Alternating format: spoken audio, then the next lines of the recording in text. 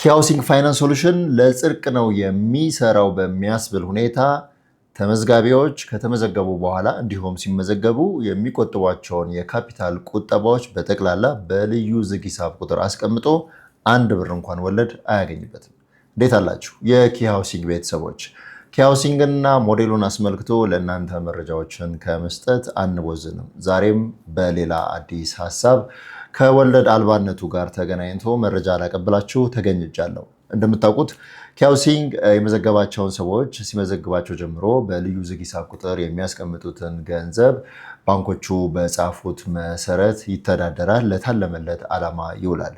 ይህም እስኪሆን ድረስ ያ ገንዘብ ባንክ ቤት እስካለበት ሰዓት ድረስ ከዛ ገንዘብ አንድ ብር እንኳን ወለድ ለሃውሲንግ ፋይናንስ ሶሉሽን አይታሰብም። ምክንያቱ ምንድን ነው የሚለውን በሁለት ክፍሎች ከፍለን እንመለከታለን። ዛሬ ወለድ ቢታሰብ ስንት ብር ሊሆን ይችል ነበር የሚለውን እንመለከታለን። ወለድ ደግሞ ለምን እንዳልተፈለገ በቀጣዩ ከዚህ ቀጥሎ በሚኖረው ፓርት ማለት ነው በዛ ቪዲዮ እናያለን።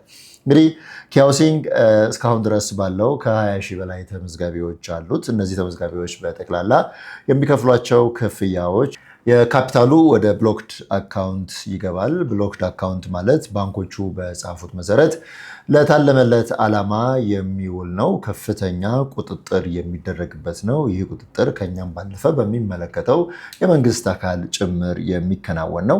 ሁለተኛው የሂሳብ ቁጥር አይነት ደግሞ ተንቀሳቃሽ የሚባለው ነው። እያንዳንዱ ሰው በየወሩ ሲቆጥብ 230 ብር እና 345 ብር እንደየባችሁ ማለት ነው የአገልግሎት ክፍያ የሚከፍልበት ነው። ተንቀሳቃሽ ነው። ይህ ሃውሲንግ ለሰራተኛ ለቢሮ ኪራይ እና ለመሰል አስተዳደራዊ ወጪዎች የሚጠቀመው ነው። አንድ ሰው በወር እንግዲህ ከ230 እስከ 345 ብር ለአገልግሎት ክፍያ ይከፍላል። በጥቅሉ በ30 ዓመት ውስጥ ከታክስ በኋላ 70 ሺህ ይመጣል።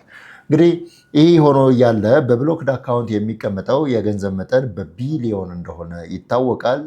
ይህም ወለድ ቢታሰብበት ለድርጅቱ በዓመት ምን ያክል ወለድ ሊያመጣ እንደሚችል ባለሙያዎች ያውቁታል። በቢዝነስ ዓለም ውስጥ ብዙ ነገር በድርድር በስምምነት ነው የሚፈጸሙት። ምሳሌ እየወሰድን እና ስምምነቱንም እንደዛው እያየን እንቀጥላለን እንበልና የሃውሲንግ ፋይናንስ ሶሉሽን 25 ሺህ ተመዝጋቢዎች ናቸው። እነዚህ 25 ሺህ ተመዝጋቢዎች እያንዳንዳቸው ሲመዘገቡ የከፈሉትን ብቻ ብናይ ሌላውን ትተን ወርሃዊ ቁጠባውን ማለት ነው ይህ ወደ 2.1 ቢሊዮን ብር ይመጣል። 2.1 ቢሊዮን ብር በዝግ ሂሳብ ቁጥር ሲቀመጥ እንግዲህ የሀገሪቷ የወለድ ምጣኔ ይታወቃል። ሚኒመሙ እንዲሁም ማክሲመሙ ደግሞ ገበያ ውስጥ እናውቀዋለን። በብሔራዊ ባንክ የተቀመጠው ወለል አለ። ከባንኮቹ ጋር በሚኖረን የስራ ግንኙነትና ስምምነት ደግሞ ከወለሉ በላይ እኛ ተደራድረን የወለድ ምጣኔውን ማስጨመር ይቻላል እንበልና ባንኮቹ ለሃውሲንግ ፋይናንስ ሶሉሽን 9% ወለድ ያስቡ ብንል ይህንን 2.1 ቢሊዮን ብር በዓመት ስንት ይወልዳል በሚል በጣም ሲምፕል የሆነ ካልኩሌሽን ብንሰራ 189 ሚሊዮን ብር ወለድ በዓመት ይኖረው ነበር። እንግዲህ በዓመት 189 ሚሊዮን ብር ሃውሲንግ ፋይናንስ ሶሉሽን በወለድ ብቻ ማግኘት ይችል ነበር። ሞዴል ውስጥ ወለድ የሚል ሀሳብ ቢከት ኖሮ ማለት ነው።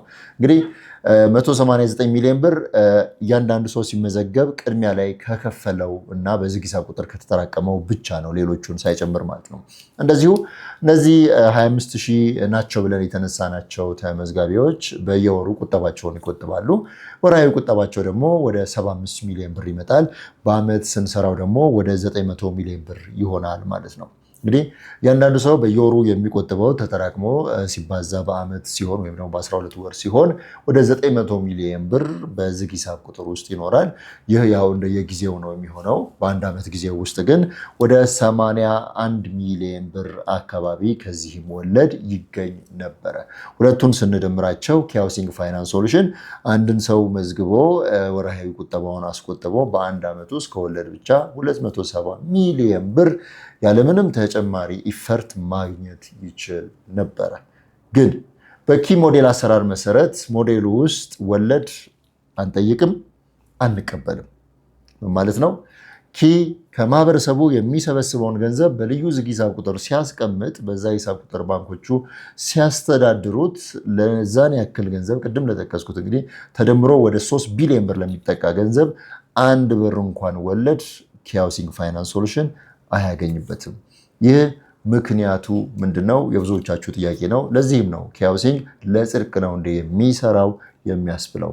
ቢዝነስን ታውቃላችሁ። የቢዝነስ መርህ ከሚባሉት በርካታ ነገሮች ውስጥ እንግዲህ አብዛኞቻችን የምናውቀው ሀሳብ ነው። በተለይ ደግሞ ይሄ ከካፒታሊዝም ጋር በተገናኘ በዛ ኢኮኖሚ ውስጥ ያለ ይበልጥ ደግሞ ገበያው የሚመራው ኢኮኖሚ እየሆነ ሲመጣ መርሁ በጣም ብዙ ሊሆን ይችላል። ግን በዋናነት ብዙዎቻችን የምንጠቀመው ሰጥቶ መቀበል የሚባል መርህ ነው።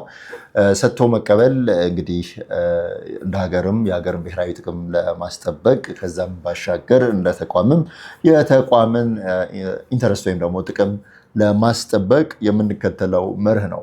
ኪ ሃውሲንግ ፋይናንስ ሶሉሽን ምንም ተጨማሪ ፈርድ ሳያወጣ ከማህበረሰቡ በሰበሰበው ገንዘብ ለዓላማ ከተቀመጠ ገንዘብ ብቻ ስራውን ጎን ለጎን እየሰራ በዛ በኩል ደግሞ ወደ 270 ሚሊዮን ብር ከወለድ የሚገኝ ገቢ በአመት ማግኘት ይችል ነበረ። እሱ ይቅርብኝ ሲባል ኃጢአት ወይ ኩነኔ ሆኖ ሳይሆን ያ ገንዘቡ ቢመጣ ከሚሰጠው ጥቅም ይልቅ ወለዱ ቀርቶ በኪ-ሲኤችኤፍ ሞዴል አሰራር መሰረት ብንሰራ የምናገኘው የተሻለ ስለሆነ ነው። እሱ ምንድን ነው የሚለውን እንግዲህ በዚህ ቪዲዮ ሳይሆን በቀጣዩ ቪዲዮ ነው ማብራራላችሁ። በዚህ ቪዲዮ ሁላችሁም እንድታሰምሩበት የምፈልገው አንድ ነገር ሞዴላችን ከወለድ ነፃ እንዲሆን ስናደርግ ደንበኞች ለሚያስቀምጡት ገንዘብ ወለድ ሳይሆን ገንዘቡን የሚያስቀምጡት ለቤት ስለሆነ ቤት ያገኙበታል። ኪ ሃውሲንግ ፋይናንስ ሶሉሽን ደግሞ ያንን ገንዘብ ከማህበረሰቡ የሰበሰበው ገንዘቡን ባንክ ቤት አስቀምጦ በዛ ገንዘብ ወለድ እያገኘ ሊከብርበት ሀብት ሊያካብትበት ሳይሆን ስራ ሰርቶ ቤት አስገንብቶ ለተመዝጋቢዎች ቤታቸውን ለማስተላለፍ ነው። በዚህ መሃል ከባንኩ ጋር በሚኖር ስምምነት መሰረት ከባንኮቹ ጋር አካውንቱን በምታውቁት አግባብ በተጻፈው መሰረት እያስተዳደርን እንገኛለን። ይህ ምን ጥቅም ይሰጠናል፣ ለምንስ ሆነ የሚለውን ደግሞ በቀጣይ ቪዲዮ ይዘን እንገኛለን። በቀጣይ ቪዲዮ እስክንገናኝ እዚህ ጋር ጨርሳለሁ። መልካም ቆይታ ይሆንላችሁ።